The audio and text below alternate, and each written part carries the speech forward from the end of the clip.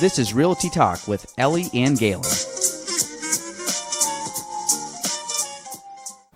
Welcome to episode 29 of Realty Talk with Ellie and Gaelan. Sorry, adjusting the numbers there. Hello, Ellie. How you doing? Good. How are you? Your day good? It was okay. Okay. First time I've seen you. Today. When's the last time I saw you? Been recently? Monday for the meeting. Not since you were inducted into the ADKYP office board. Yeah, it took them a long time to agree on that. I was a little nervous. Really? Yeah. Why? Just numbers? I don't know. They sent me out of the room, and I waited a very long time. Really? It felt like it was probably 2 minutes. It felt like forever. Honestly, they're probably talking about something else, but. The first meeting I went to, they inducted 2 people, and it took them 10 seconds. So I was waiting, hang on a second. Different administration now, yeah. So that's all right. So that's good. And you've colored your hair since last time I saw you? Yeah, this is my natural color. Is it? Mm-hmm. It was actually a little lighter than my natural color because there's still some blonde This is my thing with women. I can never tell their hair because they'll change it and be like, this is my natural hair color. I've only known you since you've been blonde. I was brown in the winter. Yeah, she was. I was pointing at Jordan.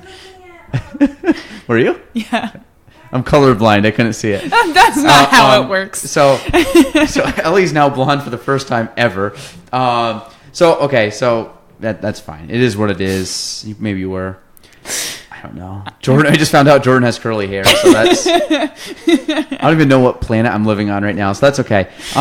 So Ellie, what's our topic for today that you want? What's your topic? I have a topic, but what's your topic you want to talk about? It's a topic I think we've briefly covered before, but it's realistic expectations for buyers and for agents. And by that, what do you mean? So just having a realistic expectation as to what to expect. So starting with buyers, it's looking at what you can afford and realizing that you're not going to necessarily have a 3,000 square foot home on a lake if your budget is anything under 100,000. I'd say anything under probably 250, but yeah, keep going. Probably maybe more, 3. Probably more maybe than 3. That. No, but I've just found that people sometimes have an idea that, and with older people, I get it a little more because maybe the last time they bought a house, the price that they're looking in is realistic for their expectation. It would have been in the, 80s, mm-hmm. But it is not now because prices are a lot higher. With younger people, I'm not really maybe it's just because usually it's a first-time home buyer and they think, okay, I want to spend less than $100,000. I want to have 3 bedrooms, 2 baths. I don't want to have to do any repairs. And that that's not going to happen. Maybe if you go in Moors. I agree. There's some of that. I also find the realistic expectations a lot of times is on parents, meaning that their kids will go look at the house. Kids love the house, bring the parents to go look at the house, and all of a sudden the parents say it's overpriced. Yeah. Well, it's sorry, Mr. and Mrs. Parent, but why do you think that the house is overpriced? And then they'll start nitpicking the house and this and that. And I've heard it before. Well, I bought my house for $70,000. When did you buy your house for $70,000? 1981. Yeah, okay. What was the gas prices then? Yeah, okay. It's all right. So that's an invalid argument. No, I agree. I think that's totally right. And with this speed of things too, or even I've found, and I've started trying to educate people a little more as I take first-time home buyers because I even though I'm a housing counselor and I do pre-purchase classes, I just wasn't aware of the severe gap of knowledge that people have sometimes. And I'll have clients who don't understand they're going to need money to close. Yep. That's a big one that I've come across. People who don't understand it's not going to happen where you put the offer and the home is yours the next day. Just stuff that, and it's not that they're not smart or anything. They just don't know. It's a totally different world. And if they never bought a house before, there's no reason they would know that. But it's just kind of surprising sometimes some of the things that I find people expect. And it's like, no, this is a big process. I agree. I think sometimes at least from a selling standpoint, it could be the time that it takes to actually close. On a seller's side, the seller's saying, well, my home's going to be, I want this number. And then I always ask them, okay, and this is what I do from a listing standpoint.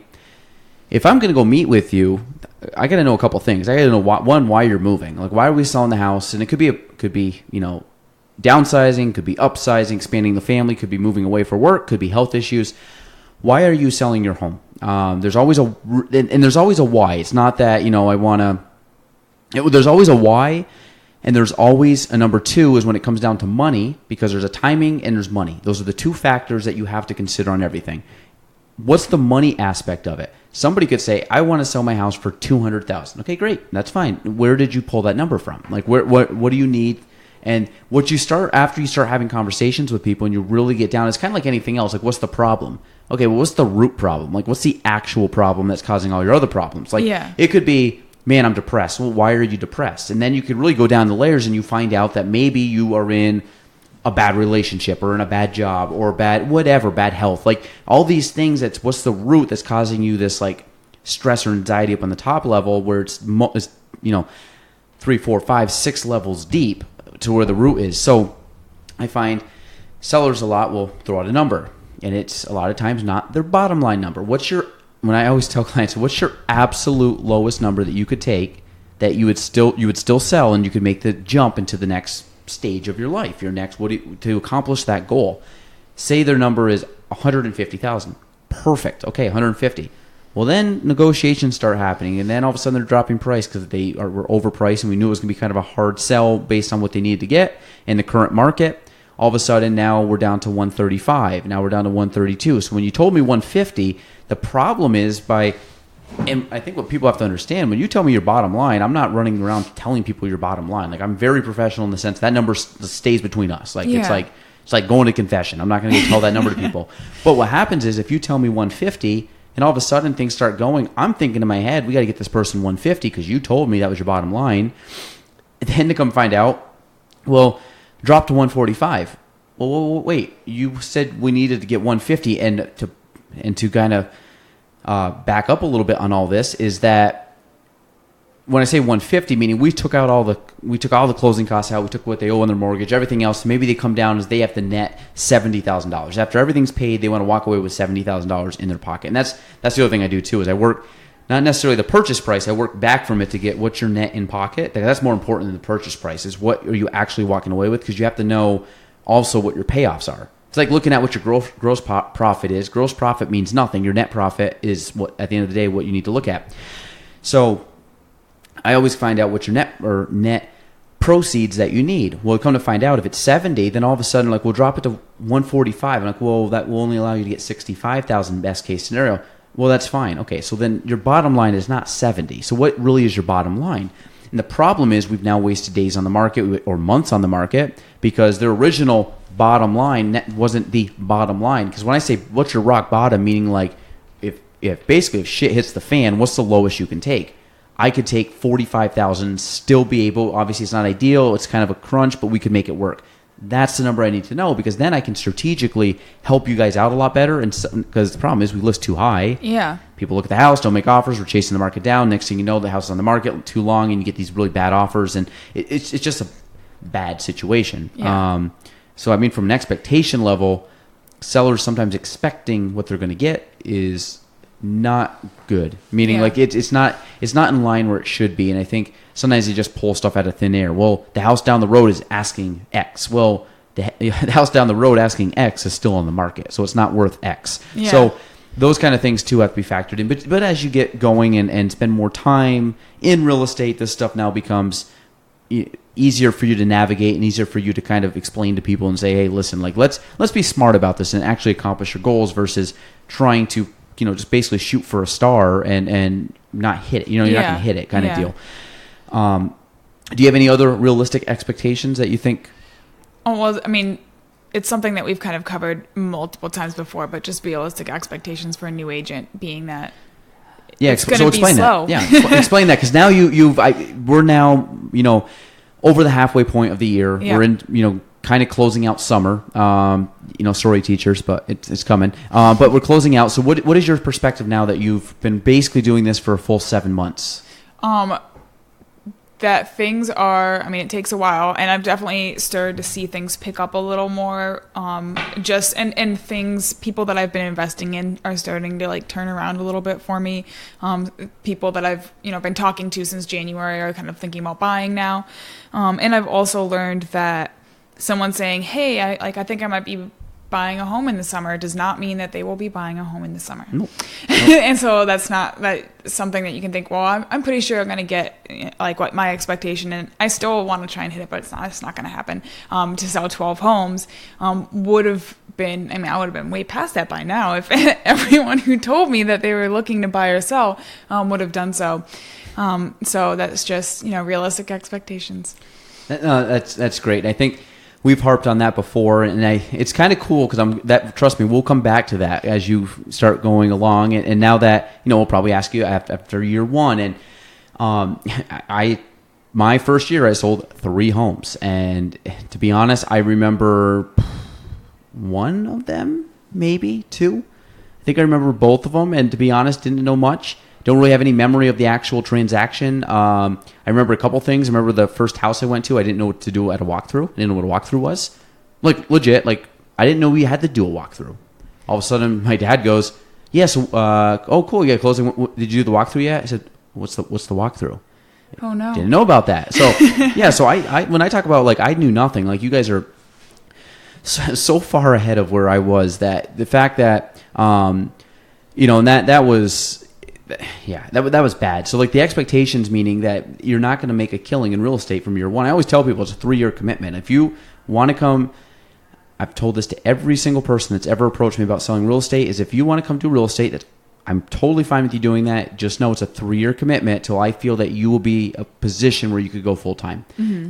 Now you could blow me out of the water, and 2 years. You're not going to do it in year 1. Maybe by year 2, you're going to be able to pull it off. Maybe. I think 3 years is a very realistic goal. And to me, that's a goal that you're working towards. You're putting work in to get there. It's not just no, I'm just going to get my license and things are just going to happen. I'm going to go full time. No, you got to put your time and effort in. It's kind of like anything else. If you're not putting effort into anything you're doing, there's a reason that I'm in the position I am now versus 9 years ago when I had nothing, is that I'm to the point where I've built up to a position in my career that has taken a lot of time. It's taken a lot of long nights, a lot of early mornings, a lot of weekend, holiday appointments, basically getting hung up on calls, this, that, the other thing, good moments, terrible moments. All this stuff has built me up into a better agent.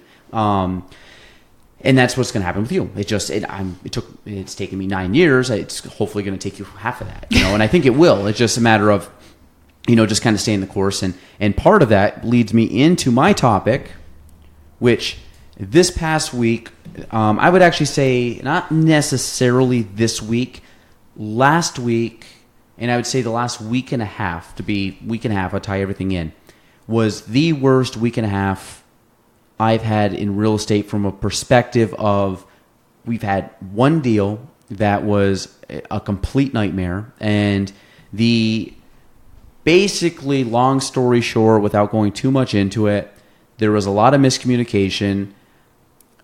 I think everybody involved could point fingers here, there, the other thing. What I want to talk about, though, and basically it ended up, I had both sides of the transaction. So the good thing was I wasn't dealing with another agent, which is just an extra piece in the another piece in the puzzle. But long story short, I did everything I thought I could do. I tried to pull every string and make every contact and connection and basically ask every favor I could to try to make the situation better. But at the end of the day, obviously one client hates my guts. And again, I firmly believe, and I've told you this before, if you can go to bed at night knowing you did the right thing, you have nothing to worry about. And I 100% believe I did nothing wrong and I can sleep at night. So I'm totally fine. If they don't like me, that's on them. I don't care. But the idea is that this was a week and a half of basically just getting fucking punched in. Sorry. Well, I guess I don't care. It's on the explicit Gaelan Crumbly show. But basically getting punched in the face over and over again for a week and a half. And it was, and Nicole can vouch for this, and it was just a mess. Well, finally, it closed yesterday. And I won't give all the details because the details basically it's one of those Murphy Law. Anything that could go wrong did go wrong. A lot of stuff out of my control. But what I want to stay or kind of go back into, there was 3 things that I took away from the situation. And there's not a lot of times that I kind of like step back and think to myself and almost like take time to appreciate or really like give myself a pat on the back because I don't do that often. I know people say to do that kind of stuff. I'm always like get it done, go forward, move, grow, all this stuff, expand. But it kind of took me a chance to kind of look back, and even though the situation was awful, it was one that I was really proud of the way I handled the whole thing, in the sense that it could have been very easy for me to point fingers, point blame, deflect the blame off of me, not take accountability for the situation. I think I did the exact opposite. I think I was extremely accountable to everything. I think I was extremely proactive in everything. I stayed extremely positive in probably the most negative situation I've been in real estate, in the sense that there was going to be an end to it. And my thing was, and of course, a lot of conversations I had throughout the whole thing with a lot of different people. Well, if this was different and this was different, and I was like, nope, not going there. I'm not going to blame. I'm not going to say he said, she said. I don't care what happened up to this point. We're at this point, okay? Basically, nothing in the past I can change. I can't go back, can't change it. None of us can. We're here. How do we still get to point? Like, we're trying to go from A to B. A to B should have been a straight line. A to B went up, down, zigzag, backwards, forwards, everywhere you could think. So then we got to this point. And now I'm like, well, how do we know behind us has been all jumbled. How do we get from now our new point A to our point B? And I was very good at just kind of finding that tunnel at the end of a very long road. And we finally found it. The negative was I wasted a ton of time that I shouldn't have had to put into it, which is why I'm literally a week and a half later, and I'm still catching up from a week and a half ago, which just, obviously is taking a lot of extra time out of my schedule, and I've, it's just taking a lot of time, which is the thing I value most. And but at the end of the day, it's just one of those things that I find that it's allowed me, again, just another negative that allows you to build you back up into a better agent. So I look at the whole situation as it was a negative situation, but I really found a way to turn it into a very positive light, and I thought I did an extremely good job. I'm very happy the way our office handled it, which is mostly me and Nicole kind of working on it. Nicole really stepped up on it. She did a phenomenal job. She's amazing. Yeah, she is incredible. And I think we did a lot of good stuff. And at the end of the day, we accomplished our goal of getting someone in the house and getting the house sold. So, like I said, so sometimes my big takeaway from that is it's not always going to be pretty. There's going to be ups and downs. There's going to be challenges. You can talk about this in life or anything in general. This obviously happened to be in a real estate transaction, but at the end of the day, always look for the positive, always look for the solution, always take ownership of a situation. Don't pass blame on people or point the finger. So I think I was able to do all that, and now I'm just extremely happy it's over, obviously. But I think that it was a good growing experience. I got much better as an agent, and I think I kind of put things in play from a mindset perspective that I will take away as being very positive. So I think, anything else you want to add, or you want to end there? That's good. Office quote. Office quote. Yeah. Do you have one, Ellie? Ooh, you live by the quarry. I live by the quarry. We should hang out and throw things down there. Oh, God. Creed is my favorite. If we could go into a Creed one. The only one I think I know by Creed verbatim is the Halloween episode one, which is a very good one. Can I do 2 this week? Yes. Okay. So can I do 2? I'm going to do 2, Ellie. Sorry. So the other Creed one is when they did the costume. Uh-huh. And they're interviewing Creed, and Creed goes, "Oh, today's Halloween. That's very convenient." And as he's splattered with blood on his shirt. So as anybody knows, good old Creed Bratton, who actor is named Creed Bratton. Mm-hmm. My other office quote was the one I was going to do today was when Michael, obviously who hates Toby, goes, "Toby, what do you know? You're a virgin." And he goes, "Michael, I have a child." Poor Toby. I don't know why I love that line so much, but it's the stupidest line in the world. But that's it. So Toby and Creed were the two. Well, Michael, but that's good. That's pretty good. We really went down to like some supporting I hate the characters. Taliban. Great heroin though. All right. All right. We got to end there because me and Ellie are going to nerd out on The Office for 20 more minutes. Okay. So for Ellie and Gaelan, that is episode 29 of Realty Talk. See you next week.